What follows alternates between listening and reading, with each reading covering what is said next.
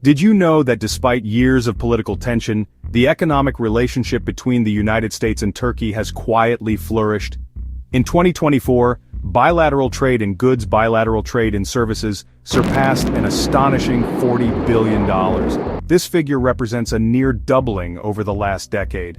It's a powerful reminder that beneath the surface of diplomatic disagreements and headline-grabbing disputes, the foundations of this alliance are deeply rooted in mutual economic interest. This surprising statistic, honestly, sets the stage for a partnership that's far more complex and resilient than many observers believe. A relationship defined by strategic necessity and profound friction. This economic interdependence creates a fascinating paradox. While Washington and Ankara publicly clash over geopolitical strategy, their commercial ties just continue to strengthen.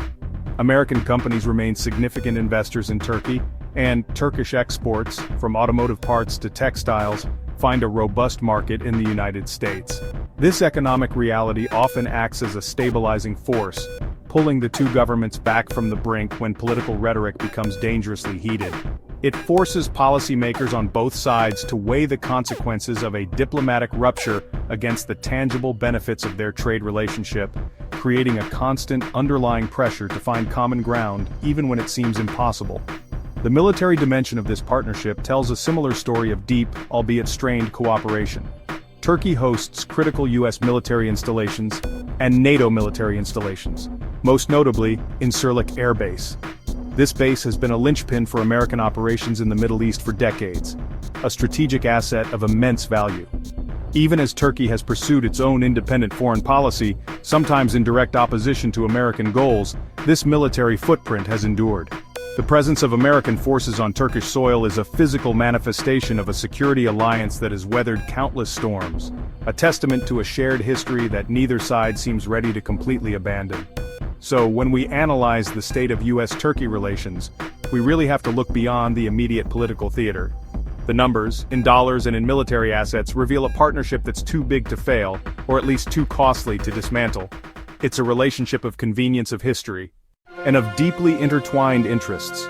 This complex backdrop is precisely why the recent meeting between Turkish President Recep Tayyip Erdogan and former U.S. President Donald Trump has captured the world's attention. It's not just a meeting between two leaders, it's a negotiation over the future of a pivotal yet profoundly troubled global alliance. The meeting that took place just last week in New York was not on any official government schedule. It was a classic Donald Trump maneuver, held on the sidelines of global events, generating maximum attention. The handshake between former President Trump, now a leading voice in American politics once more, and Turkey's long-serving President Erdogan, was more than a simple photo opportunity. It signaled a potential realignment in a relationship that has been adrift for years. Both leaders are known for their transactional, personality-driven approach to diplomacy. This meeting was a clear indication that they believe they can bypass traditional diplomatic channels to solve problems directly. For President Erdogan, the meeting was a strategic masterstroke. Facing economic headwinds at home, a complex geopolitical map abroad, a direct line to a powerful American political figure like Trump, is invaluable. Erdogan has long felt that the American foreign policy establishment, the deep state as he sometimes calls it, misunderstands and undermines Turkey's legitimate security concerns. He sees in Trump a fellow pragmatist, a leader who appreciates strength and is willing to make deals. This meeting allows Erdogan to project an image of influence back home, and signals to the world that Turkey remains a player that cannot be ignored by Washington. From Trump's perspective, the encounter serves a different but equally important purpose. It reinforces his image as a global dealmaker, a leader who can engage with difficult counterparts and get results where others have failed. By meeting with Erdogan, Trump is sending a message to his political base, to the current administration, that he possesses a unique ability to manage complex international relationships. This is foreign policy as a high-stakes personal negotiation, and for Trump, that is familiar and comfortable territory.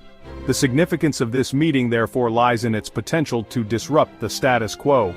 The current U.S. administration has maintained a cool, formal relationship with Ankara, focusing on managing disagreements rather than resolving them. A renewed Trump-Erdogan dialogue, even in an unofficial capacity, could change everything. It introduces an element of unpredictability and opens the door for grand bargains on issues that have been stuck in a diplomatic stalemate for years. At the heart of the U.S. Turkey discord lies a seemingly irreconcilable disagreement over Syria. For the United States, the Syrian Democratic Forces, the SDF, have been key ground partners. They are led by the Kurdish YPG. Washington has armed them, Washington has trained them, Washington has provided air support to these fighters. But for Turkey, the YPG is simply an extension of the Kurdistan Workers' Party, the PKK, a group Turkey considers a terrorist organization it has fought for decades. Ankara sees American support for the YPG as a direct threat to its national security, an existential danger on its southern border it cannot tolerate. This fundamental clash of interests has led to immense friction. Turkey has launched multiple military incursions into northern Syria to push back the YPG, sometimes putting American troops in dangerously close proximity to the fighting. The U.S. condemned these actions and tried to mediate a fragile peace, largely without success. This issue isn't a minor policy quarrel, it strikes at the core of each nation's security doctrine. Washington sees a reliable counterterrorism partner, Ankara sees a US-backed terrorist statelet forming on its doorstep. That perception fuels deep-seated resentment and mistrust. The problem worsened when Turkey purchased the S-400 missile defense system from Russia. For the Pentagon, that was a red line. The fear, Russia could use the S-400's radar to gather sensitive intelligence on the F-35. The US warned Ankara repeatedly, but Erdogan moved forward with the purchase. In response, Washington expelled Turkey from the F-35 program. Turkey wasn't just a buyer, it was a manufacturing partner in the program. That action triggered a cascade of consequences. The US imposed sanctions on Turkey's defense industry under Katsa. The relationship suffered further damage. Turkey felt betrayed and humiliated. Ankara says it turned to Russia after the US and allies refused to sell comparable systems like the Patriot. From the S-400 deal to the F-35 expulsion, the saga symbolizes strategic divergence between the two countries. It pushes Ankara into a complex, multi-aligned foreign policy, sometimes cooperating with US rivals like Russia. To truly understand the current crisis, one must look back at the history of the United States and Turkey alliance. Forged in the early days of the Cold War, this partnership was built on a shared goal: the containment of the Soviet Union.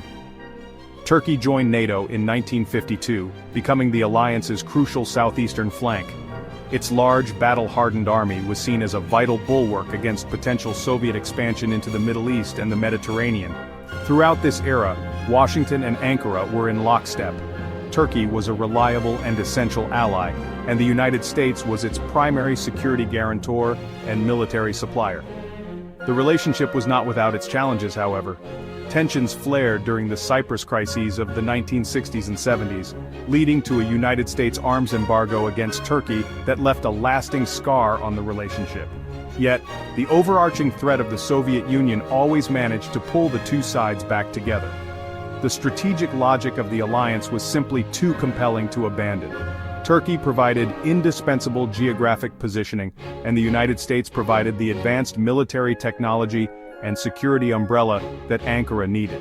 This Cold War dynamic defined their interactions for nearly half a century, creating a deep-seated, if sometimes strained, institutional bond.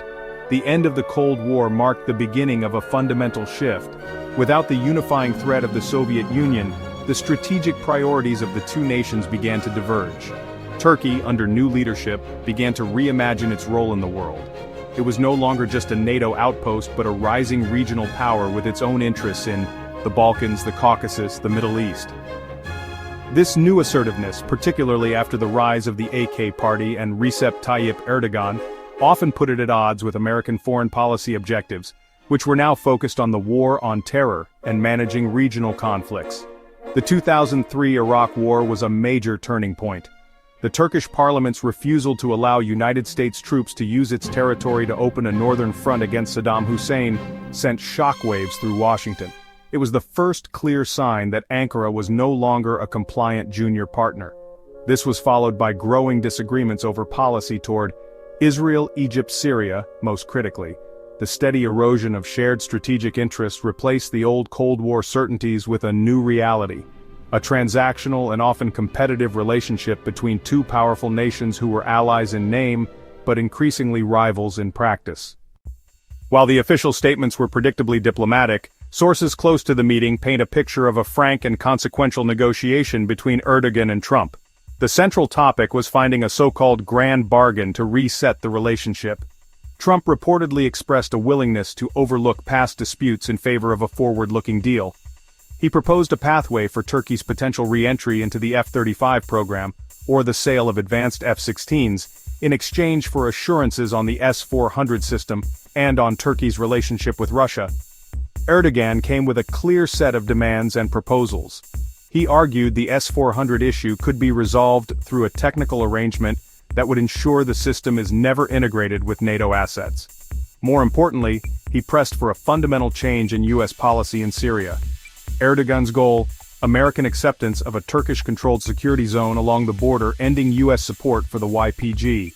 This is his top priority. He believes Trump is the only U.S. leader likely to concede. The most intriguing development was discussion of a massive new trade and investment framework. Trump was said to be fascinated by dramatically increasing bilateral trade, potentially targeting a $100 billion goal. That economic incentive is a powerful tool. It offers Erdogan a much-needed boost for Turkey's economy and gives Trump a tangible win to showcase.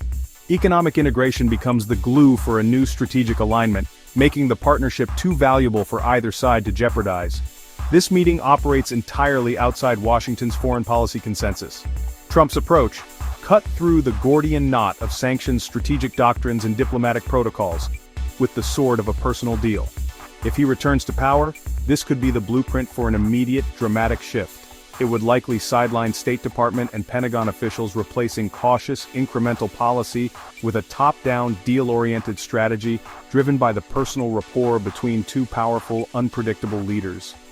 The global stakes here are significant. This meeting between Erdogan and Trump is far more than a diplomatic footnote.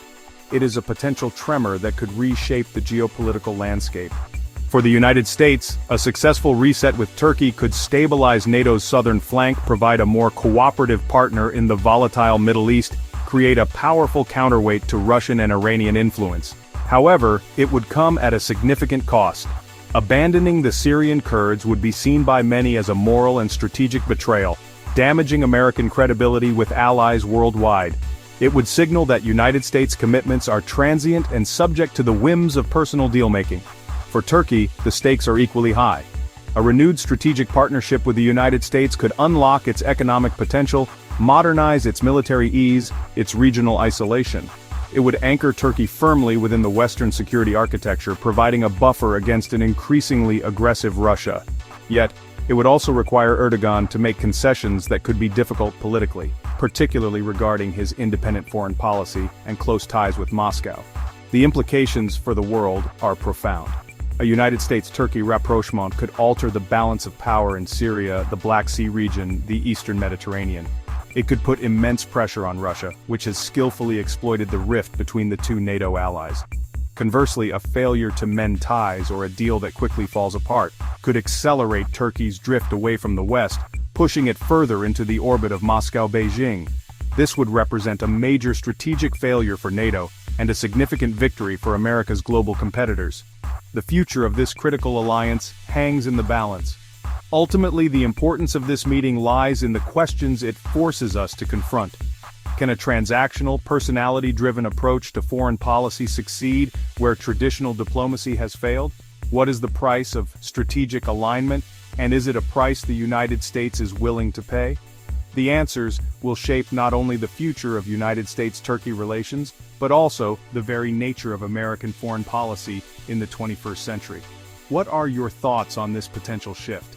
I encourage you to share your opinions and to explore more about the complex and ever-evolving world of United States foreign policy.